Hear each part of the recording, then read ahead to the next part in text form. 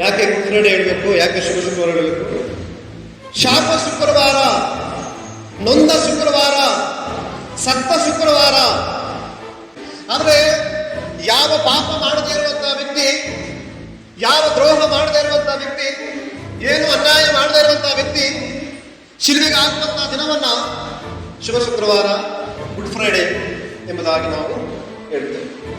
ನಮ್ಮ ಕರ್ತನಾಗಿರುವಂತಹ ಯೇಸು ಸ್ವಾಮಿ ಇಡೀ ಮಾನವ ಕುಲಕ್ಕಾಗಿ, ಮಾನವನ ಪಾಪಕ್ಕಾಗಿ, ಮಾನವನ ಶಾಪಕ್ಕಾಗಿ, ಮಾನವನ ಉನ್ನತಿಗಾಗಿ ಕಲ್ವಾರಿ ಶಿಲುಬೆಯಲ್ಲಿ ತನ್ನ ಪ್ರಾಣವನ್ನು ಕೊಟ್ಟಂತ ದಿನ.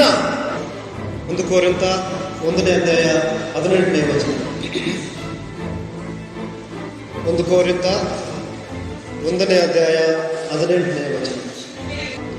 ವಿಶೇಷವಾಗಿ ಮತ್ತಾಯನ ಬರೆಸುವಾರ್ಥ 21ನೇ ಅಧ್ಯಾಯದಲ್ಲಿ ನಾವು ಓದಿಕೊಂಡಂತ ವೇದ ಭಾಗದಲ್ಲಿ ದೇಶಾಧಿಪತಿಯಾಗಿರುವಂತಹ ಪಿಲಾತನ ಬಳಿಯಲ್ಲಿ ಜನರು ಬಂದು ಈ ದೇಶಾಧಿಪತಿಯಾಗಿರುವಂತಹ ಪಿಲಾತನಿಗೆ ಯೇಸುವಲ್ಲಿ ಏನು ಅನ್ಯಾಯ ತಪ್ಪು ಕಾಣದೇ ಇರುವಾಗ ತನ್ನ ಕೈಗಳನ್ನು ತೊಳ್ಕೊಂಡು ಜನರ ತೀರ್ಪಿಗೆ ಆತನು ಬಿಟ್ಟು ಬಿಡುತ್ತಾನೆ. ಆಗ ಜನ ಹೇಳುವಂತ ಮಾತು, ಅವನನ್ನ ಶಿಲುಬೆಗೆ ಹಾಕಿಸು ಎಂಬುದಾಗಿ ಆರ್ಭಟ ಮಾಡುತ್ತಿರುವಂತಹ ಆರ್ತನಾದವಾಗಿದೆ. ಈಗ ನಾವು ಓದಿಕೊಂಡಿರುವಂತಹ ವೇದ ಏನಂತೆ, ಅವನನ್ನ ಯೇಸುವನ್ನ ಶಿಲುಬೆಗೆ ಹಾಕಿಸು. 2ನೇ ಭಾಗದಲ್ಲಿ ಓದ್ಕೊಂಡಂತಹ ವೇದವಾಕ್ಯ 1 ಕೊರಿಂಥ 18ನೇ ಅಧ್ಯಾಯದಲ್ಲಿರುವಂಥದ್ದು. 18ನೇ ವಾಕ್ಯದಲ್ಲಿ ರಕ್ಷಣೆಯ ಮಾರ್ಗದಲ್ಲಿರುವಂತ ನಮಗೆ ದೇವರ ಶಕ್ತಿಯಾಗಿದೆ. ಹಲ್ಲೆಲೂಯಾ. ಅಲ್ಲಿ ಜನರು ಆರ್ಭಾಟ ಮಾಡುತ್ತಿರುವಂಥದ್ದು ಯೇಸುವನ್ನ ಶಿಲುಬೆಗೆ ಏರಿಸು, ಅವನ ಕೊಲ್ಲಿಸು ಎಂಬುದಾಗಿ. ಅಪೊಸ್ತಲರಾದ ಶ್ರೀ ಪೌಲ ಹೇಳುವಂತ ಮಾತು, ರಕ್ಷಣೆಯ ಮಾರ್ಗದಲ್ಲಿರುವಂತ ನಮಗೆ ಆ ಶಿಲುಬೆಯ ಮಾತು, ಆ ಶಿಲುಬೆಯ ಕ್ಷಣ, ಆ ಶಿಲುಬೆಯ ಮರಣ ದೇವರ ಶಕ್ತಿಯಾಗಿದೆ ಎಂಬುದಾಗಿ. ಯಾಕೆ ಶಿಲುಬೆಗೆ ಏರಿಸಿ ಎಂಬುದಾಗಿ ಹೇಳ್ತೀವಿ ಅಂತ ಹೇಳಿದ್ರೆ, ಶಿಲುಬೆಯ ಮರಣ ಬಹಳ ಕ್ರೂರವಾಗಿರುವಂತ ಒಂದು ಮರಣವಾಗಿದೆ, ಬಹಳ ಅನ್ಯಾಯವಾಗಿರುವಂತಹ ಒಂದು ಮರಣವಾಗಿದೆ. ಮಧ್ಯ ಏಷ್ಯಾದಲ್ಲಿ ಕ್ರೂರಿ ಕಾಡ ಜನರು ವೈರಿಗಳನ್ನ ಹಿಂಸೆಪಡಿಸುತ್ತಾ ಈ ಶಿಲುಬೆಗೆ ಹಾಕಿ, ಅಲ್ಲೇ ಆ ಶಿಲುಬೆ ಹಾಕಂತ ವ್ಯಕ್ತಿ 1 ವಾರಗಟ್ಟಲೆ ಬಹಳ ದುಃಖದಿಂದ ನೊಂದು ಪ್ರಾಣ ಹೋಗ್ತಾ ಇತ್ತು. ಕೆಲವು ಕಾಡು ಪ್ರಾಣಿ ಬಂದು ಕಿತ್ತು ತಿಂತಾ ಇತ್ತು. ಅದನ್ನು ರೋಮನ್ನರು ಈ ಹಿಂಸಾ ಕೃತ್ಯವನ್ನ ದೇಶದ್ರೋಹಿಗಳಿಗೆ, ತಪ್ಪು ಮಾಡಿದವರಿಗೆ ಅವರು ಕೂಡ ಆ ಶಿಲುಬೆಯ ಮರಣದ ಶಿಕ್ಷೆಯನ್ನ ಹಾಕುತ್ತಾ ತಪ್ಪುಗಾರನ ಶಿಲುಬೆಗೇರಿಸ್ತಾ ಇದ್ದಾರೆ. ಹಾಗೆ ದೇವದ್ರೋಹಿಗಳನ್ನ, ದೇವವಿರುದ್ಧವಾಗಿ ಮಾತಾಡುವಂತ ವ್ಯಕ್ತಿಗಳನ್ನ ಇದೇ ರೀತಿಯಾಗಿ ಶಿಲುಬೆಗೆ ಹಾಕಬೇಕೆಂಬುದಾಗಿರುವಂತ ಶಿಲುಬೆಯ ಮರಣವನ್ನ ಯಹೂದ್ಯರು ಕೂಡ ಆರಿಸಿಕೊಂಡು, ಈ ಯೇಸು ದೇವದ್ರೋಹಿ, ದೇಶದ್ರೋಹಿ, ಅವನನ್ನು ಶಿಲುಬೆಗೆ ಏರಿಸಿದೆ ಎಂಬುದಾಗಿ ಆರ್ಭಟದಿಂದ ಕೂಗುವಂತ ಶಬ್ದ ನಾವು ಕೇಳಿಸಿಕೊಳ್ತೇವೆ. ವೇದ ಪಂಡಿತರು ಹೇಳುವಂತ ಮಾತು, ಅನೇಕ ಅದ್ಭುತ ಕಾರ್ಯಗಳನ್ನು ಮಾಡಿದಾಗ ನಾನಾ ಜನರು ಗುಂಪು ಬಂದು ಯೇಸುವನ್ನ ಸ್ತೋತ್ರ ಮಾಡಿದಂತ ಜನರು, ಅದ್ಭುತಗಳನ್ನು ಮಾಡಿದಾಗ ಅನೇಕರು ದೇವರಿಗೆ ಮಹಿಮೆ ಸಲ್ಲಿಸಿದಂತ ಅನೇಕ ವ್ಯಕ್ತಿಗಳು, ಸೌಖ್ಯ ಸಿಕ್ಕಿದಂತ ವ್ಯಕ್ತಿಗಳು, ಆಹಾರ ತಿಂದಂತ ವ್ಯಕ್ತಿಗಳು ಈ ಗುಂಪಲ್ಲಿ ಇದ್ದರು ಎಂಬುದಾಗಿ ನಾವು ಪಂಡಿತರು ನಮಗೆ ತಿಳಿಸುವರಾಗಿದೆ. ಹಾಗಾದ್ರೆ ಶುಭ ಶುಕ್ರವಾರ ಅಥವಾ ಗುಡ್ ಫ್ರೈಡೆ, ಯಾಕೆ ಗುಡ್ ಫ್ರೈಡೆ ಹೇಳಬೇಕು? ಯಾಕೆ ಶುಭ ಶುಕ್ರವಾರ ಹೇಳಬೇಕು? ಶಾಪ ಶುಕ್ರವಾರ, ನೊಂದ ಶುಕ್ರವಾರ, ಸತ್ತ ಶುಕ್ರವಾರ ಎಂಬುದಾಗಿ ಯಾಕೆ ಹೇಳಲ್ಲ? ಶುಭ ಅಂದ್ರೆ ಏನು? ಒಳ್ಳೆದಂತ ಹೇಳಿದ್ರೇನು? ನಮ್ಮ ಜೀವನದಲ್ಲಿ ಒಳ್ಳೇದಾಗುವಾಗ ಅದಕ್ಕೆ ನಾವು ಒಳ್ಳೆಯದು, ಗುಡ್ ಎಂಬುದಾಗಿ, ಶುಭ ಎಂಬುದಾಗಿ ಹೇಳ್ತೀವಿ. ಆದರೆ ಯಾವ ಪಾಪ ಮಾಡದೇ ಇರುವಂತಹ ವ್ಯಕ್ತಿ, ಯಾವ ದ್ರೋಹ ಮಾಡದೇ ಇರುವಂತಹ ವ್ಯಕ್ತಿ, ಏನು ಅನ್ಯಾಯ ಮಾಡದೇ ಇರುವಂತಹ ವ್ಯಕ್ತಿ ಶಿಲುಬೆಗೆ ಹಾಕುವಂತಹ ದಿನವನ್ನ ಶುಭ ಶುಕ್ರವಾರ, ಗುಡ್ ಫ್ರೈಡೆ ಎಂಬುದಾಗಿ ನಾವು ಹೇಳುತ್ತೇವೆ. ಹಾಗಾದರೆ ಆ ಶುಭ ಶುಕ್ರವಾರ, ಆ ಗುಡ್ ಫ್ರೈಡೆ ಬರುವುದಕ್ಕಾಗಿ ನಾವು ಈ ವೇದ ಭಾಗಗಳಲ್ಲಿ ನೋಡುವಂಥದ್ದು ಯಾಕೆ ಬಂತು ಎಂಬುದಾಗಿ ಹೇಳುವಾಗ, ನಮ್ಮ ಕರ್ತನಾಗಿರುವಂಥ ಯೇಸು ಸ್ವಾಮಿ ಇಡೀ ಮಾನವ ಕುಲಕ್ಕಾಗಿ, ಮಾನವನ ಪಾಪಕ್ಕಾಗಿ, ಮಾನವನ ಶಾಪಕ್ಕಾಗಿ, ಮಾನವನ ಉನ್ನತಿಗಾಗಿ ಕಲ್ವಾರಿ ಶಿಲುಬೆಯಲ್ಲಿ ತನ್ನ ಪ್ರಾಣವನ್ನು ಕೊಟ್ಟಂತ ದಿನ ಮಾನವ ಕುಲಕ್ಕೆ ಶುಭ ದಿನ, ಒಳ್ಳೆಯ ದಿನ. ಅದಕ್ಕೆ ಶುಭವಾರ, ಶುಭ ಶುಕ್ರವಾರ ಎಂಬುದಾಗಿ ನಾವು ಹೇಳ್ತೇವೆ. ಹಾಗಾದರೆ ಈ ಗುಡ್ ಫ್ರೈಡೆಗೆ ಸಂಬಂಧಪಟ್ಟ ಹಾಗೆ ಯೇಸು ಸ್ವಾಮಿ ಪಟ್ಟಂತ ನಾನಾ ತರವಾಗಿರುವಂಥ ಹಿಂಸಾನುಭವಗಳನ್ನು ಧ್ಯಾನ ಮಾಡುವಂಥ ವೇಳೆಯಲ್ಲಿ 3 ವಿಚಾರಗಳನ್ನ ನಿಮ್ಮ ಬಳಿಯಲ್ಲಿ ಹಂಚಿಕೊಳ್ಳಲಿಕ್ಕೆ ಇಷ್ಟಪಡುತ್ತೇನೆ.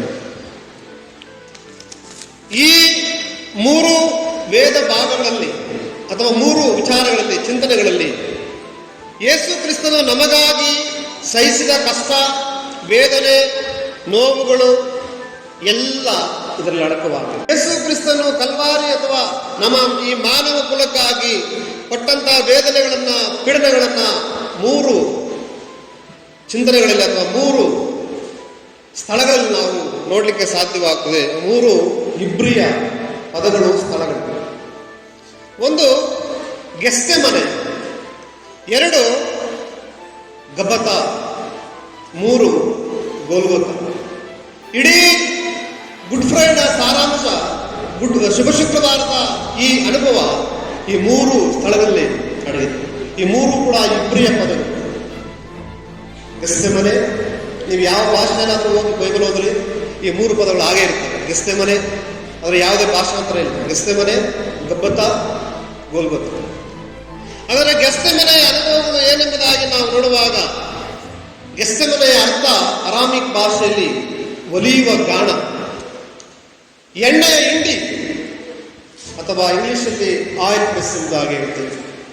ಗೆತ್ಸೆಮನೆಯ ತೋಟದಲ್ಲಿ ಒಲಿಯುವ ಬೀಜಗಳನ್ನು ಹಾಕಿ ಯಾವುದಕ್ಕಾಗಿ, ಗಾಣಕ್ಕಾಗಿ ಎಣ್ಣೆಯನ್ನು ತೆಗಿತಾರೋ, ಎಣ್ಣೆಯನ್ನು ಹಿಂಡುತ್ತಾರೋ, ಹಾಗೆ ಕ್ರಿಸ್ತನನ್ನ, ಆತನ ಹೃದಯವನ್ನ, ಆತನ ಮನಸ್ಸನ್ನ ಹಿಂಡಲ್ಪಟ್ಟಂತ ಒಂದು ಗೆತ್ಸೆಮನೆ ತೋಟ ಎಂಬುದಾಗಿ ನಾವು ಓದುತ್ತೇವೆ.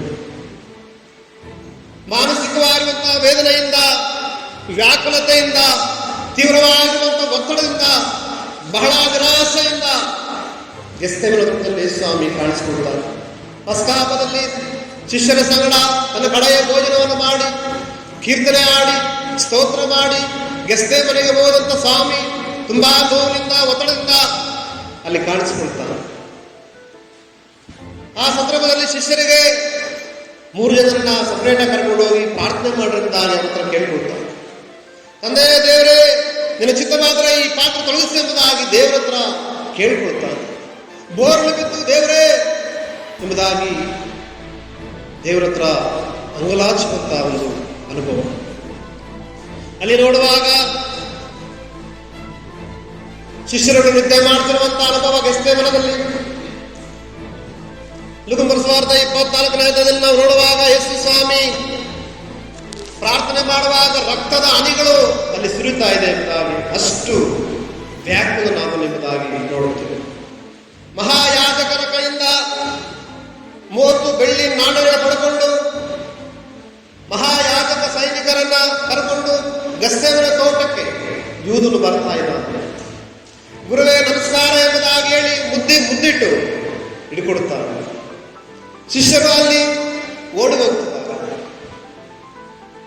ಏಕಾಂತವಾಗಿರುವಂತ, ಒಬ್ಬಟ್ಟಿಗನಾಗುವಂತ ಅನುಭವ ಗೆತ್ಸೆಮನೆಯ ಅನುಭವ ಎಂಬುದಾಗಿ ಕರ್ತನ ಪ್ರಿಯ ದೇವರ ಮಕ್ಕಳೇ, ನಮ್ಮ ಜೀವಿತಗಳಲ್ಲಿ ಗೆತ್ಸೆಮನೆಯ ಅನುಭವಗಳು ಬರುವಾಗ, ನಾನು ಏಕಾಂಗಿ ಅನಿಸ್ಕೊಳ್ಳುವಾಗ, ನನ್ನ ಹೃದಯ ನೊಂದು ಹೋಗುವಾಗ, ನನ್ನ ಜೀವನ ಪಾಪಗಳಿಗೆ, ಶಾಪಗಳಿಗೆ, ಕಷ್ಟಗಳಿಗೆ, ದುಃಖಗಳಿಗೆ, ರೋಗಗಳಿಗೆ, ಸಾಲಗಳಿಗೆ, ಬಾಧಗಳಿಗೆ, ನಿರಾಶೆಗಳಿಗೆ ಬಳಲಿ ಹೋಗುವಾಗ, ನಿನ್ನ ಗೆತ್ಸೆಮನೆಯ ಅನುಭವಗಳನ್ನ ಮೊದಲೇ ಅನುಭವಿಸಿದಂತಹ ಸ್ವಾಮಿ ನಿನಗಿದ್ದಾನೆ. ಹಲ್ಲೆಲೂಯಾ.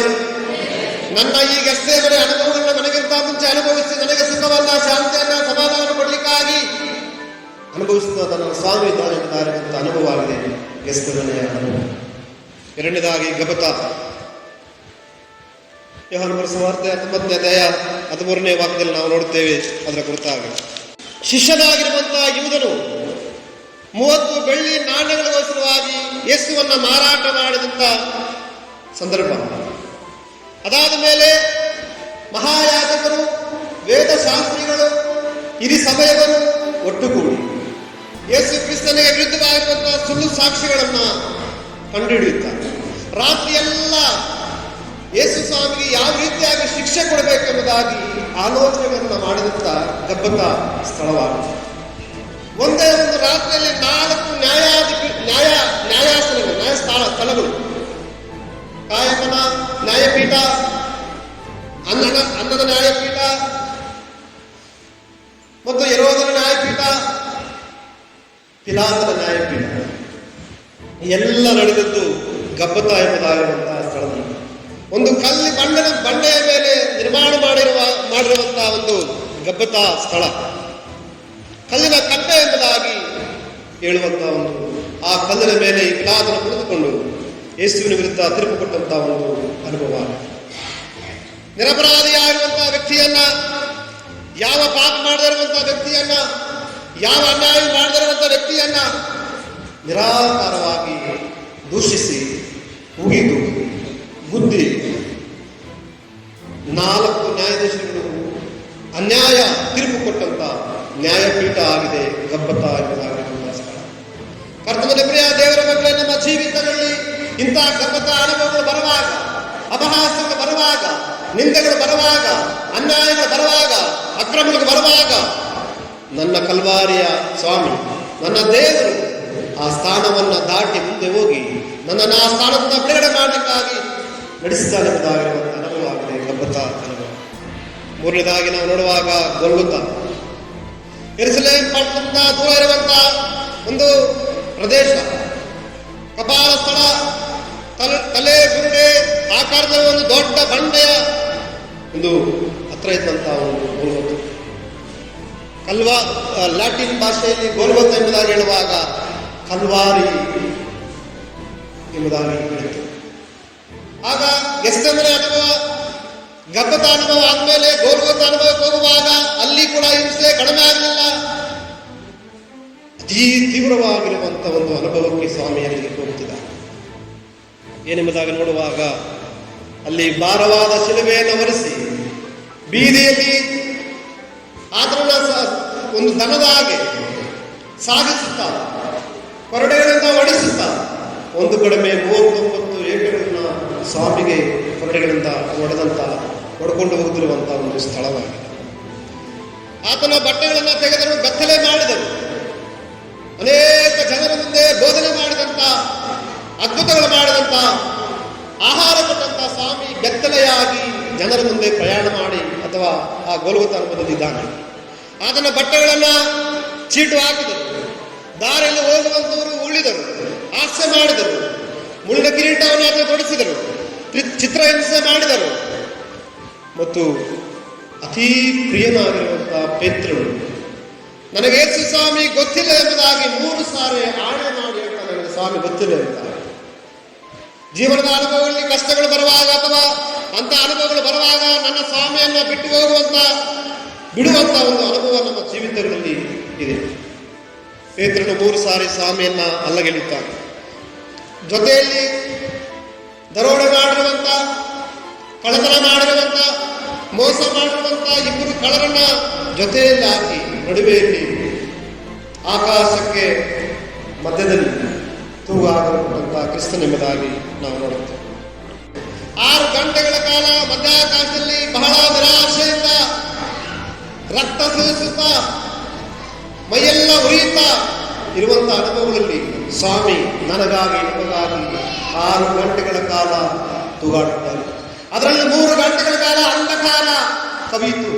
ದೇಶವೆಲ್ಲ ಕತ್ತಲೆಯಲ್ಲಿ, ಅಂಧಕಾರದಲ್ಲಿ 3 ಗಂಟೆಗಳ ಕಾಲ ಸ್ವಾಮಿ ಕಲ್ವಾರಿ ಶಿಲುಬೆಯಲ್ಲಿ ಇದ್ದಾನೆ. ಹಾಗೆ ಪ್ರಿಯ ದೇವರ ಮಕ್ಕಳೇ, ಗೊಲ್ಗೊಥಾ ರಣಹಿಂಸೆ ಅನುಭವಿಸಿದಂತಹ ಒಂದು ಅನುಭವ ಆಗಿದೆ. ಗೋಲ್ಗೋತ ರಕ್ತವನ್ನು ಸುರಿಸಲ್ಪಟ್ಟಂತ ಒಂದು ಅನುಭವ ಆಗಿದೆ. ಅಂತಹ ಒಂದು ಅನುಭವಗಳಲ್ಲಿ ನಮ್ಮ ಜೀವಿತಗಳಿಗೆ ಶ್ರೇಯಸ್ಸನ್ನ ಯಶಸ್ಸನ್ನು ಕೊಡುವುದಕ್ಕಾಗಿ, ನಮ್ಮನ್ನ ರಕ್ಷಣೆ ಮಾಡೋದಕ್ಕಾಗಿ, ನಮ್ಮನ್ನ ಬಿಡುಗಡೆ ಮಾಡೋದಕ್ಕೋಸ್ಕರವಾಗಿ ಸ್ವಾಮಿ ಕಲ್ವಾರಿ ಶಿಲುಬೆಯಲ್ಲಿ ನೇತು ಹಾಕಲ್ಪಟ್ಟರು. ಆಗ ನನ್ನ ದೇವರೇ ಯಾಕೆ ನನ್ನ ಕೈ ಬಿಟ್ಟೆಂಬುದಾಗಿ, ದೇವರು ಕೂಡ ಕೈ ಬಿಟ್ಟಂತ ಅನುಭವ ಎಂಬುದಾಗಿ ದೇವರಿಗೆ ಪ್ರಶ್ನೆ ಹಾಕುವಂತ ಸ್ವಾಮಿಯನ್ನು ನಾವು ನೋಡುತ್ತೇವೆ. ಮಹಾಧ್ವನಿಯಿಂದ ಕೂಗಿ ಕಲ್ವಾರಿ ಶಿಲುಬೆಯಲ್ಲಿ ತನ್ನ ಪ್ರಾಣವನ್ನ ಬಿಟ್ಟದನ್ನು ನಾವು ನೋಡಲಿಕ್ಕೆ ಸಾಧ್ಯವಾಗ್ತೇವೆ. ಪ್ರಿಯ ದೇವರ ಮಕ್ಕಳು, ನಾವು ಓದಿಕೊಂಡ ಆ ವೇದ ಭಾಗದಲ್ಲಿ ನಾವು ನೋಡುವಾಗ ಅಲ್ಲಿ ಜನರು ಆರ್ಭಟಿಸಿದರು, ಅವನನ್ನು ಶಿಲುಬೆಗೇರಿಸಿ ಎಂಬುದಾಗಿ. 1 ಕೊರಿಂಥ 1:18 ವಾಕ್ಯದಲ್ಲಿ ಪೌಲನು ರಕ್ಷಣೆಯ ಮಾರ್ಗದವರಿಗೆ ಅದು ದೇವರ ಶಕ್ತಿಯಾಗಿದೆ ಎಂಬುದಾಗಿ ಪೌಲನು ಹೇಳ್ತಾನೆ. ಹಾಗಾದರೆ ದೇವರ ನಮ್ಮ ರಕ್ಷಣೆಗಾಗಿ, ನಮ್ಮ ಪಾಪಗಳ ಬಿಡುಗಡೆಗಾಗಿ ಯೆಶಾಯ 53ನೇ ಅಧ್ಯಾಯದಲ್ಲಿ ನಾವು ನೋಡುವಾಗ ಅನೇಕ ವಿಷಯಗಳನ್ನು ಅಲ್ಲಿ ನಾವು ನೋಡುತ್ತೇವೆ. ಸುಮಾರು ಒಂದು 20-22 ವಿಚಾರಗಳ ಕುರಿತಾಗಿ ನಾವು ಅಲ್ಲಿ ನೋಡುತ್ತೇವೆ. ಸ್ವಾಮಿ ನಮಗಾಗಿ ಪಟ್ಟಂತ ಯಾತನೆ. ಫಿಲಿಪ್ಪ 2ನೇ ಅಧ್ಯಾಯ 7ನೇ ವಾಕ್ಯದಲ್ಲಿ ನೋಡ್ತೇವೆ, ತನ್ನನ್ನು ಬರಿದು ಮಾಡಿಕೊಂಡನು, ದಾಸನ ರೂಪವನ್ನು ಧರಿಸಿಕೊಂಡನು, ತನ್ನನ್ನು ತಗ್ಗಿಸಿಕೊಂಡನು, ಶಿಲುಬೆಯ ಮರಣವನ್ನು ಹೊಂದುವಷ್ಟು ವಿಧೇಯನ. ಯಾರಿಗಾಗಿ? ನನಗಾಗಿ, ನಮಗಾಗಿ. ಹಾಗಾಗಿ ಗುಡ್ ಫ್ರೈಡೇ ಎಂಬುದಾಗಿ ಹೇಳುವಾಗ ಗೆತ್ಸೆಮನೆಯ ಅನುಭವ, ಗುಡ್ ಫ್ರೈಡೇ ಎಂಬುದಾಗಿ ಹೇಳುವಾಗ ಗಬ್ಬತ, ನನಗಾಗಿ ನ್ಯಾಯ ವಿಧಿಸಲ್ಪಟ್ಟಂತ, ನನ್ನ ಸ್ಥಾನದಲ್ಲಿದ್ದು ಅಪರಾಧಿಯಾದಂಥ ಸ್ಥಾನ. ಗೋಲ್ಗೋತ, ನನಗೆ ಬದಲಾಗಿ ತನ್ನ ಪ್ರಾಣವನ್ನು ಕಲ್ವಾರಿ ಶಿಲುಬೆಯಲ್ಲಿ ಕೊಟ್ಟಂತ ಅನುಭವ. ನಮ್ಮನ್ನ ಕರ್ತನ ಕೈಗೆ ಒಪ್ಪಿಸಿಕೊಡೋಣ. ನಮ್ಮೆಲ್ಲರ ಜೀವಿತಗಳಲ್ಲಿ ಗೆತ್ಸೆಮನೆಯ ಹಿಂಡಲ್ಪಟ್ಟಂತ ಅನುಭವಗಳು, ಗಬ್ಬದ ಅಪಹಾಸ್ಯದ ನ್ಯಾಯ ನಿರ್ಣಯದ ಅನುಭವಗಳು, ಗೋಲ್ಗೋತದ ರಕ್ತ ಸುರಿಯುವಂತ ಅನುಭವಗಳು, ನಿಂದಿಸುವಂತ ಅನುಭವಗಳು, ಪ್ರಾಣ ಹೋಗುವಂತ ಅನುಭವಗಳು, ಅವೆಲ್ಲವನ್ನು ನನಗೋಸ್ಕರವಾಗಿ ಮಾಡಿದಂಥ ನನ್ನ ಕರ್ತನ ಸನ್ನಿಧಾನದಲ್ಲಿ ಇವತ್ತು ನಮ್ಮನ್ನು ನಾವು ಒಪ್ಪಿಸಿಕೊಡೋಣ. ದೇವರೇ, ನನಗೋಸ್ಕರವಾಗಿ ನೀನು ಪಟ್ಟಂಥ ಎಲ್ಲ ಶ್ರಮೆಯು, ಎಲ್ಲ ನೋವು ನನ್ನ ರಕ್ಷಣೆಗಾಗಿ. ಹಾಗಾಗಿ ಶಿಲುಬೆ ದೃಷ್ಟಿಸೋಣ. ಇವತ್ತು ಶಿಲುಬೆ ಅಲಂಕಾರದ ವಸ್ತುವಾಗಿ ಮಾರ್ಪಡ್ತಾ ಇದೆ. ಕ್ರೈಸ್ತರನ್ನ ಗುರುತಿಸುವಂಥದ್ದು ಶಿಲುಬೆ ಅಲಂಕಾರದ ವಸ್ತುಗಳಾಗಿ ದೇವಾಲಯದಲ್ಲಿ, ಮನೆಗಳಲ್ಲಿ, ಕತ್ತಲ್ಲಿ, ಆಭರಣದಲ್ಲಿ ನಾವು ಹಾಕ್ಕೊಳ್ತೇವೆ. ಇಲ್ಲ, ಆ ಶಿಲುಬೆ ನನ್ನ ಪ್ರಾಣವನ್ನು, ನನ್ನ ಪಾಪವನ್ನು, ನನ್ನ ಶಾಪವನ್ನು, ನನ್ನ ನೋವನ್ನು, ನನ್ನ ರೋಗವನ್ನು, ನನ್ನ ಕಷ್ಟವನ್ನು, ನನ್ನ ದುಃಖವನ್ನು, ನನ್ನ ವ್ಯಥೆಯನ್ನು ಮುಕ್ತಿ ಮಾಡಿದಂಥ ಶಿಲುಬೆ. ನಮ್ಮನ್ನೇ ಕರ್ತನ ಸನ್ನಿಧಿಯಲ್ಲಿ ಒಪ್ಪಿಸ್ಕೊಡೋಣ. ಈ ಗುಡ್ ಫ್ರೈಡೇ ಮುಂಬರುವಂಥ ದಿನಗಳಲ್ಲಿ ಕರ್ತನಿಗಾಗಿ ಇನ್ನೂ ಸಮರ್ಪಣೆಗಳವರಾಗಿ ಜೀವಿಸ್ತಾ, ಎಸ್ಸಯ್ಯ ನನಗಾಗಿ ನೀನು ಪಟ್ಟಂತ ಈ ಜೀವಿತ ಅನುಭವಗಳಲ್ಲಿ ನಿನಗೆ ಸಮರ್ಪಿಸುವಂಥ ಸಮರ್ಪಣೆಗೆ ಮುಂದೆ ಸಾಗುವಂಥ ಅನುಭವ ಪ್ರಾರ್ಥನೆ ಮಾಡಿಕೊಳ್ಳೋಣ.